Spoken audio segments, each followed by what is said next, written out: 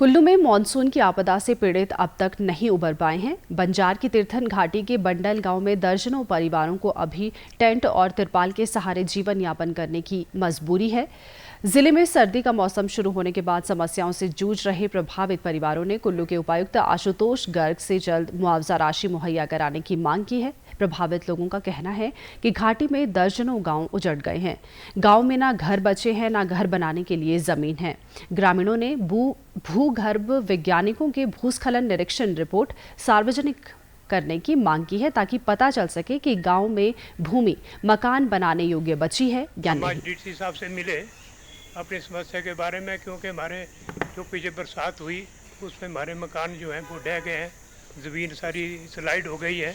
कम से कम 30 परिवार हैं और इस वक्त हम डीसी साहब से ये कह रहे हैं कि जैसे लैंडस्लाइड हुआ है उस पर भूवैज्ञानिकों की रिपोर्ट अभी तक नहीं आई, क्या उन मकानों को हम रिपेयर कर सकते हैं या नहीं कर सकते हैं, इसकी जानकारी डीसी साहब ने कहा कि तुरंत दी जाएगी।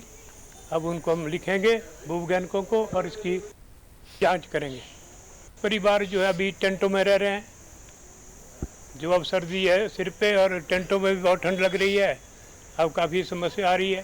ज़मीनों में दरारें आ गई है, घर टेढ़े मेढ़े हो गए हैं, उसमें बहुत ज़्यादा स्लाइड हुआ है, सड़क में हुआ है, खेतों में हुआ है और गांव पूरा का पूरा गांव बांध दरारें आ गई उसमें क्या है कि 20 जो लोग बेघर हुए हैं, अब सरकार की तरफ से वहाँ पर टेंट मुहैया करवा दिए हैं। अब टेंटों में बहुत सारे लोगों को रहना सर्दी के समय में बहुत मुश्किल से समय निकालना पड़ रहा है और कुछ लोग ऐसे जो अभी शेयरिंग मकान में भी रह रहे हैं, तो बहुत ज़्यादा स्थिति बहुत गंभीर है वहाँ।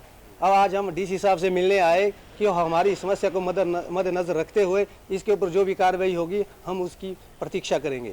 और ख़ास करके जियोलॉजिस्ट की जो हमने बात की थी आ करके, उनकी अभी तक कोई रिपोर्ट हमारे पास नहीं आई, तो डीसी साहब कहते हैं कि जल्दी से इस रिपोर्ट को मुहैया किया जाएगा। उसके बाद तुरंत आपको बता दिया जाएगा कि घर ज़मीन यहाँ पर घर बनाने लायक है या नहीं। अगर ऐसा नहीं होता है तो फिर आप लोगों को अल्टरनेट ज़मीन का प्रावधान किया जाएगा।